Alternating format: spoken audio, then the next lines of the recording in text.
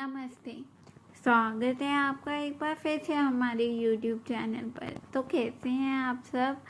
तो अभी तक हमने एक बहुत ही इंटरेस्टिंग कहानी सुनी है, जिसमें हमने पढ़ा कि सूरत, जो राजा सूरत थे, वो पार्वती माता में कितना ज़्यादा मानते थे और कितने बड़े भक्त थे। लेकिन उनकी जो किंगडम है, उनका राज्य है, उस पर दुश्मनों ने बहुत अटैक कर दिया और पूरा राज्य ले लिया। फिर उसके बाद उन्होंने अपनी दूसरी पुरी में वो गए, वहाँ जाके राज्य संभाला। वहाँ पर भी किसी ने अटैक कर दिया, वहाँ पर भी उनका राज्य नहीं रहा, यहाँ तक कि उनके मंत्री भी उन्हें छोड़कर चले गए। फिर वो एक ऋषि जंगल में जाते हैं अकेले और वहाँ पर एक ऋषि से मिलते हैं। तो चलिए हम पढ़ते हैं आगे की कथा कि आगे उनके साथ और क्या क्या होता है। तो शुरू करते हैं। और अगर अभी तक आपने हमारे YouTube चैनल सब्सक्राइब नहीं किया है तो जल्दी से जाकर कर दीजिए, और हमारी वीडियोस पसंद आई हो तो लाइक और शेयर भी कर दीजिए। Thank you. तो हम शुरू करते हैं। एक दिन राजा सूरत बहुत ही निश्चिंत तथा मोह के वशीभूत होकर अनेक प्रकार से विचार कर रहे थे। इतने में ही वहाँ एक वेश्या आ पहुँची। राजा ने उससे पूछा, भैया तुम कौन हो और किस लिए यहाँ आए हो? क्या कारण है कि दुखी दिखाई दे रहे हो, ये मुझे बताओ। राजा के मुख से ये मधुर वचन सुनकर वैश्य प्रवर समधी ने दोनों नेत्रों से आंसू बहाते हुए प्रेम और नम्रता पूर्वक वाणी में इस प्रकार उत्तर दिया।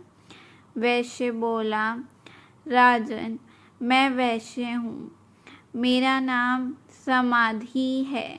मैं धनी के कुल में उत्पन्न हुआ हूँ, परंतु मेरे पुत्रों की स्त्री आदि ने धन के लोभ से मुझे घर से निकाल दिया है। अतः अपने प्रारंभ कर्म से दुखी हो मैं वन में चला आया हूँ।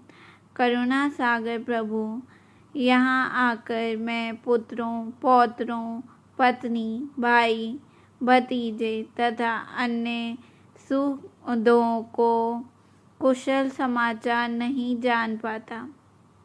राजा बोले, जिन दुराचारी तथा धन के लोभी पुत्र आदि ने तुम्हें निकाल दिया है, उन्हीं के प्रति मूर्ख जीव की भांति तुम प्रेम क्यों करते हो? वैश्य ने कहा, राजन, आपने उत्तम बात कही है। आपकी वाणी सार गर्भित है, तथापि स्नेह पाश से बंधा हुआ मेरा मन अत्यंत मोह को प्राप्त हो रहा है। इस तरह मोह से व्याकुल हुए वैश्य और राजा दोनों मुनिवर मेधा के पास गए। वैश्य सहित राजा ने हाथ जोड़कर मुनि को प्रणाम किया और इस प्रकार कहा, भगवान, आप हम दोनों के मोह पाश को काट दीजिए।